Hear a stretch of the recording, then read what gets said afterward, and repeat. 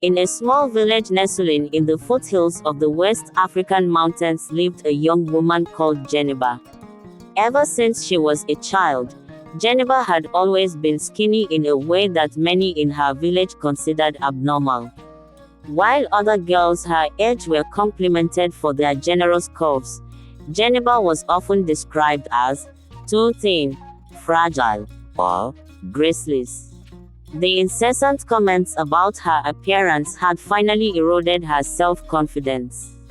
Geneba lived in a world where she felt invisible, disconnected from the other women who attracted the admiring glances of men. She watched them laugh and dance around campfires, receive marriage proposals, and embrace their femininity with a confidence she had never known. As she grew older, Geneba distanced herself more and more from people, building around herself a barrier of doubt and loneliness. Over the years, Geneba resigned herself to a life without love. She devoted herself to her daily chores, looking after her family, helping in the fields, and avoiding social events where she felt like an outsider. At the age of 28, she had never known the feeling of being loved, and she shut herself away with the idea that love was simply not for her. But fate had another plan for Geneba. One day, on her way to fetch water from the river, she met a man called Malik. Malik was a tall, imposing man, with a quiet strength that seemed to emanate from him. He came from a nearby village, where he had established himself as a blacksmith. When he first saw Geneba, he was struck by her delicate presence and her melancholy gaze.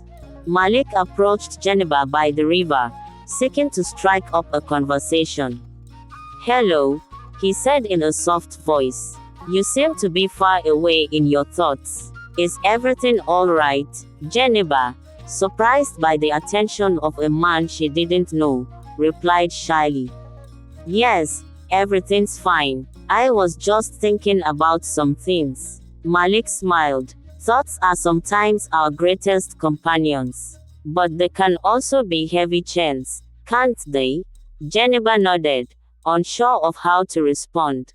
What surprised her was that Malik didn't seem to be judging her as so many others had done in the past. He wasn't examining her from head to toe to see how thin she was.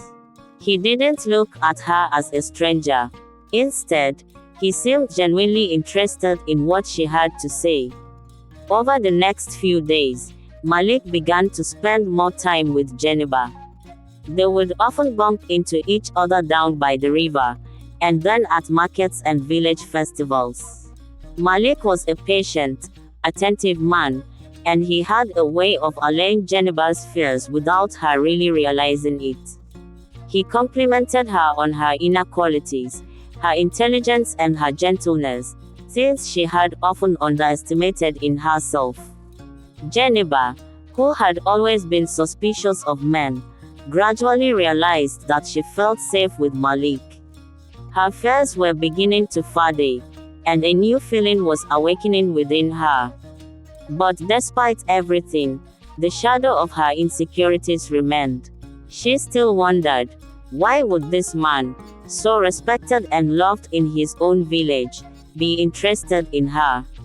One evening, as they worked under the stars after a long day's work, Geneba finally asked the question that had been haunting her. "Malik, why are you so kind to me? Why do you choose me when there are so many women around you who are more beautiful and stronger than I am?" Malik paused, surprised by the question, then turned to her with a tender smile. "Geneba," he began, "beauty, as others define it, is superficial. You are beautiful on the inside, a beauty that many people don't take the time to see. Your kindness, your generosity, your heart, that's what attracts me to you. It doesn't matter what other people think.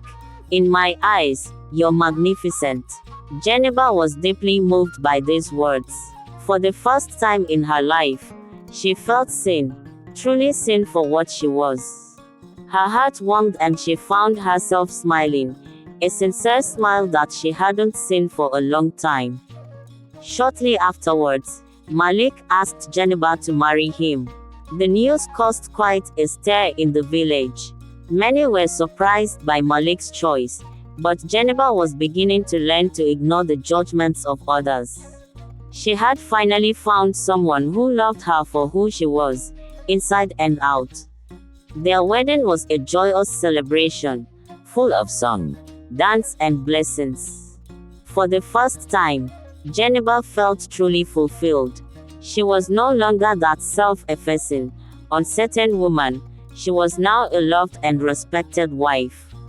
Shortly after their marriage, Jennifer became pregnant. The pregnancy was unexpected, but welcomed. However, it was a time of great uncertainty for Jennifer.